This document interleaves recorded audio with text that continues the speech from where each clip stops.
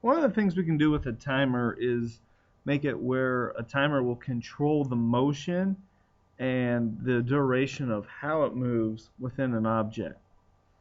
So here, for example, is a picture box that all I did was change the background color to, so it stands out a little bit. In order to do this, I have to double click on the timer, and all my code happens here within the timer. And in order to do this, I'm also going to go ahead and add a counter and start it at 0 just to be safe. Even though it would naturally start at 0, set it there just to be safe. And what we're going to do is we're going to set the tick duration. I need to pause 1 second. Sorry about that. So at any rate, we're going to use a counter here again to kind of make the movement here. And because we want the counter to react quickly, we're going to set the interval at 100. And the smaller we set the interval, the quicker that this motion will happen. So you'll see that this 100 is a pretty comfortable pace. Remember, it's 100 milliseconds. So there's 10 milliseconds within a complete second here. So here with the counter, I'm going to go ahead, and the first thing I'm going to do is add 1 onto the counter.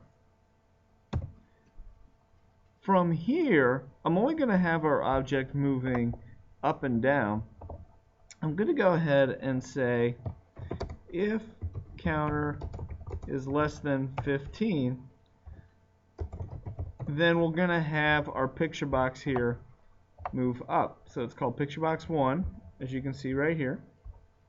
So then we'll go picture box 1 dot top minus equals 5. So for the first 15 ticks, it will proceed forward that way. And what we also need to do is encase this within an if to check our interval, make sure that we're hitting that 100 interval. So if timer1 dot interval equals 100, and then below we'll put the end if down here. So go ahead and spread this out a little bit so you can see it a little better. So this will make the object move up, so then we want to do another if to make it move down. Keep in mind that we need to, within this if statement, entrap the counter the way we want it to go. If we do just check one or the other, it may not work completely. We could also, though, do if counter is greater than or equal to 15, then picture box 1 dot top plus equals 5. The other way we could do this is greater than or equal to 15 and counter is less than 30. So we can entrap it that way as well. We'll keep it pretty simple though, because the more I said that, the more I changed my mind about it. Because what we can do then, so we can reset counter so it keeps going back and forth, is we can go here and do if counter equals 30, then counter equals 0. Reset the value of counter so that the object then moves back and forth. So with this here, the last thing we need to do then is double click on the form so when it loads, the timer starts.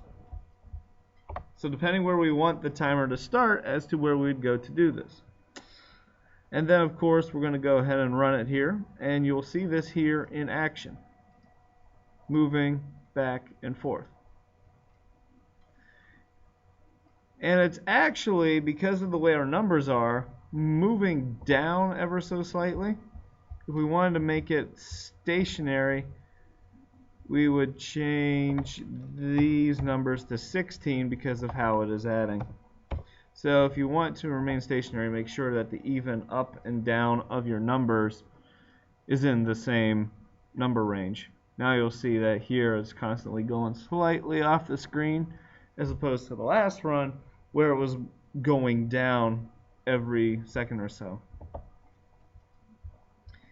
If we wanted this to be quicker, we could go change the interval of our timer to 10, and this should get pretty ridiculous. It's not even running. So, because it's not running because when we go here into our code, remember we set for if timer1.interval equals 100, we got to change it to 10 now. And now this will be ridiculously fast. So that's how you use a timer to move objects. And keep in mind, we're not stuck to just top going up and down. We could go left to right. We could go all 4 directions.